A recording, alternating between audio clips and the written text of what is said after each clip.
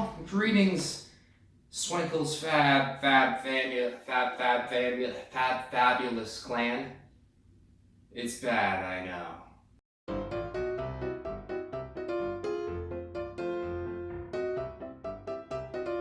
I couldn't really think of anything else to call you guys just yet. I'm not exactly a YouTuber that really has, like how PewDiePie, what does PewDiePie call his fans? Other than the subscribers, I don't know what to call you guys. Other than, I guess, the subscribers. It's funny because that was obvious, and I'm just a dumb jackass. Anyways, I'm not wasting all of your time here today. In this portion, I'm going to have lots of footage of actual Tokyo, so I don't want you to worry. Gosh, this is a directionless channel. We're making travel vlogs apparently now. Anyways, I want you to enjoy this video, and I want you to know I appreciate you for every moment you watch this video. And I'm actually done now, so roll the intro cinematics.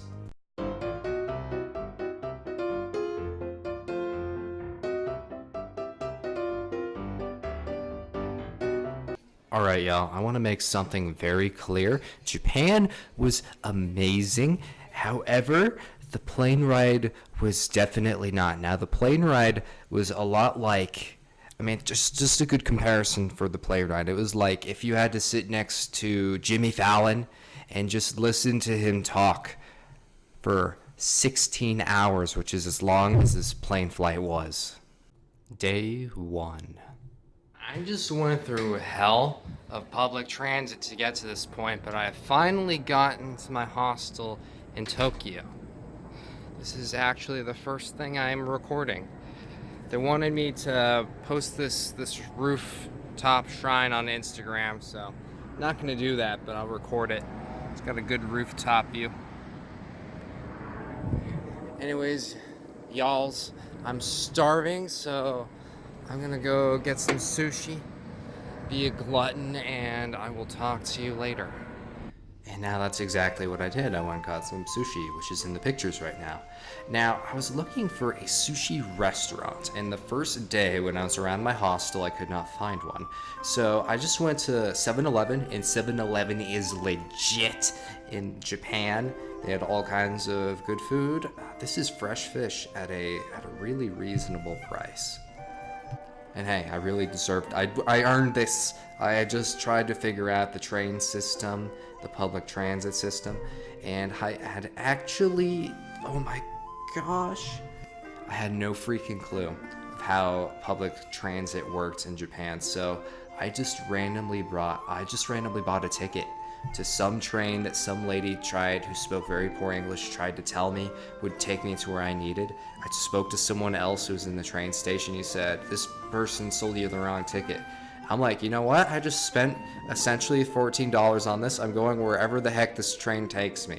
So the guy told me that the train that I was taking, that I bought the ticket for, was on this quote red path. So I followed the red path, and I could not figure out which trains went where, so I just jumped on train and I had no idea what was going on. I actually figured it out when I actually got in the train, that each train actually has multiple stops, and me being a complete idiot did not realize that.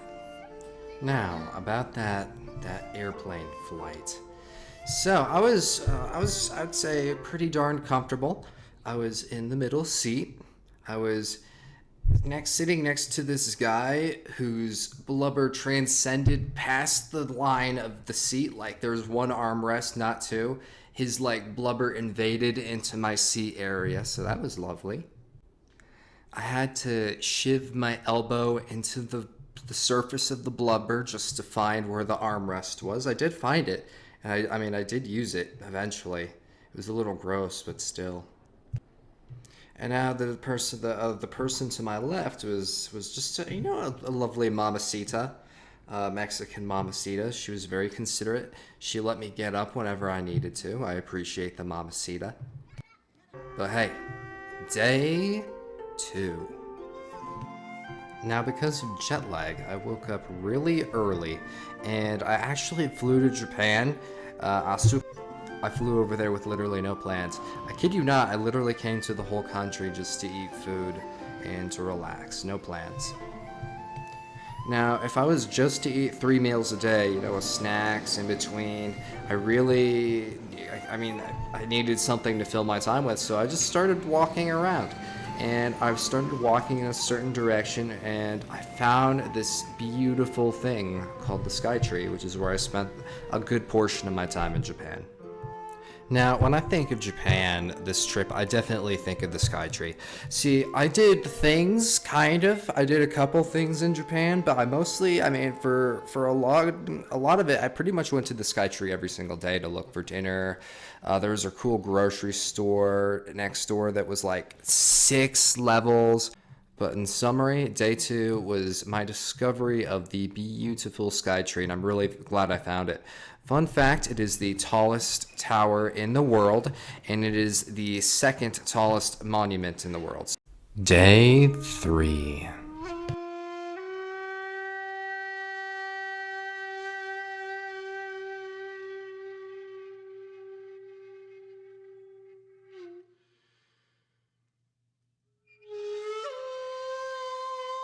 Now, day 3, I woke up early from jet lag, so of course I walked down to my new favorite destination, the Sky Tree.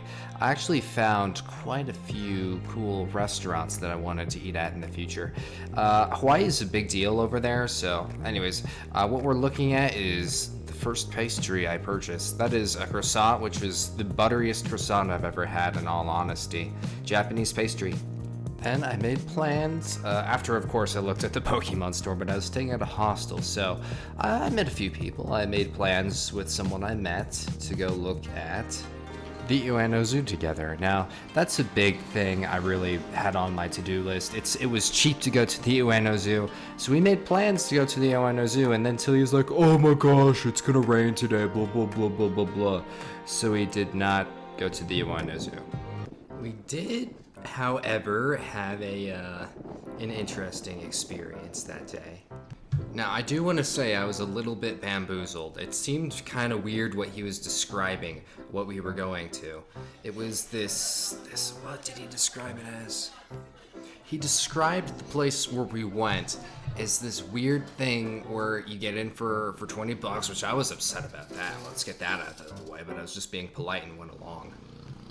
But he sold this as a place where you get in and it's got like this tiny little Asian town festival sort of atmosphere to it.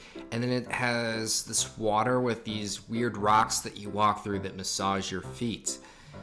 And you wear a kimono for some reason. Now, I don't know if it was actually kimono, but they had us changing into like these Asian robes.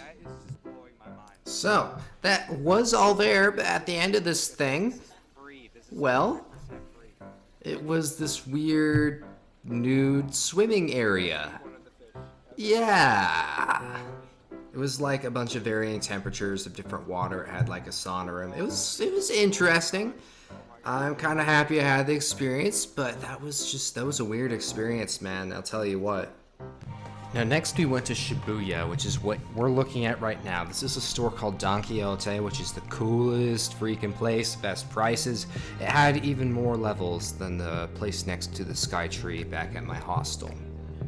Now, this is backtracking a little bit. The guy in the green shirt was my travel companion, Esteban, and he took me to this really cool restaurant, actually inside a chemical company. He just knew of it. It was an inside sort of information. It's nothing you just run into.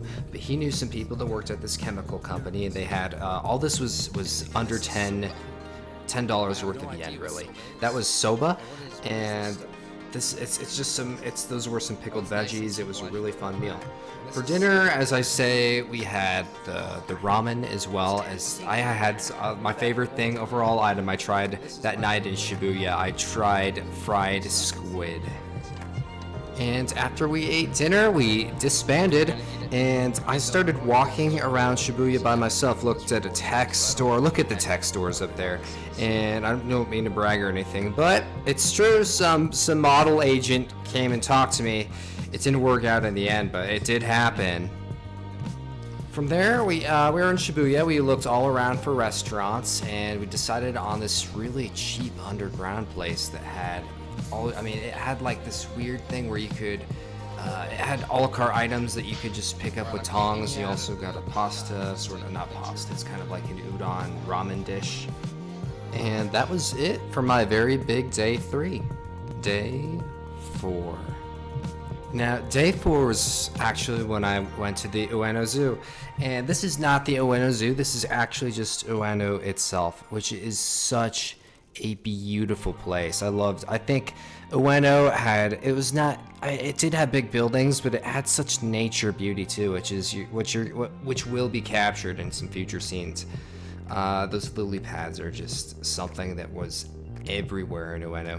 There was a beautiful park to it with lots of street performers, which I actually gave money to, which is a big deal for me. He was really just that good. I had it was really top 2 days. It could have been the top day of the whole time I had in Japan was my time in Ueno.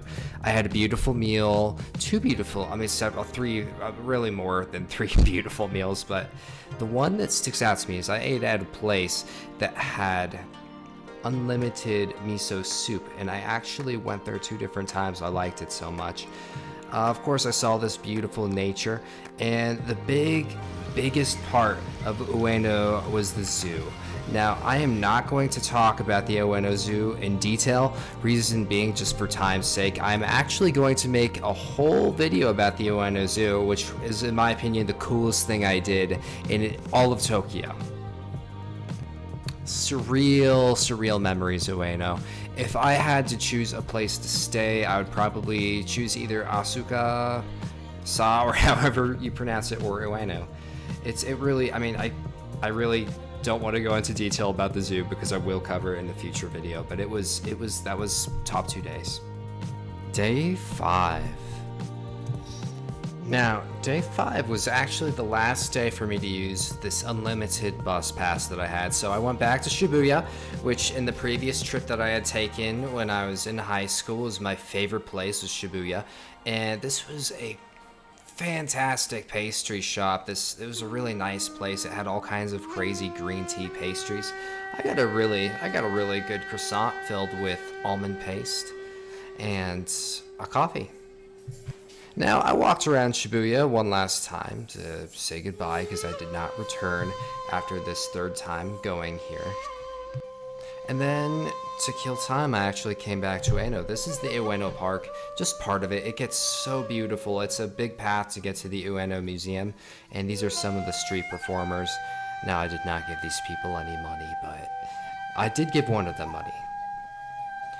And it was really just to kill time here before I went and got food. Now, those are some tiny trees. I think they're called Zen trees. I don't know. They're just tiny trees. I thought they were super cool. I thought my mom would be a big fan of them, so you're welcome, Mom. You get to see some of those tiny little trees. Now, day 4, I saw these beautiful trees, and I made plans to go to the Tokyo super duper cool natural history science museum, which it looked like a pretty big deal. As a student, I would have gotten in for 100 yen, but I decided to put it off because I was already having a pretty packed day and I was getting hungry. Now, this is the meal I had at the unlimited soup place, and I really like the style that the Japanese have. These are called uban dishes. They're served with soup, salad, really 7 dishes. It's pretty crazy how many dishes. And then to end the day, I went to Nana's Green Tea to try this beautiful parfait. It was a green tea parfait. I had my eye on this and I finally tried it. But hey, those are my first 5 days in Tokyo, Japan. Now, these were just the first 5 days of the trip. I've got 5 more. Now, if I was to include all 10 days in one video, it would have been very long. So I thought I would spare you the misery of watching a 30-minute vlog. So we're going to release that other vlog for the last 5 days at a future date. Now, thank you for watching the video. I actually make lots of semi-mediocre content as well. I mean, it's not travel vlogs. Again, I don't even know what I'm doing with this channel at this point. I'm just like pumping out videos. So shameless link below to the E3 top 5 or whatever. I guess E3's over now, so we're gonna do a discussion of E3 at some point. But yeah, please watch my stuff. So check out the channel. Subscribe for future directionless content, I guess. I don't even know. All the crazy content this channel's gonna pump out in the future. It'll be something. You should subscribe and find out. And I want you guys to know I appreciate every single one of you subs. Every time I see a new subscriber, it makes my heart really happy, and I want you to know that that joy is not wasted on me. I do really appreciate it. Please leave comments. I will try and make a promise to respond. See, if I get comments on my YouTube channel and actually have conversations on the internet, that means I don't have to have a social life in real life, and that's really the goal of my YouTube, is to just sit here in this chair and not talk to anybody.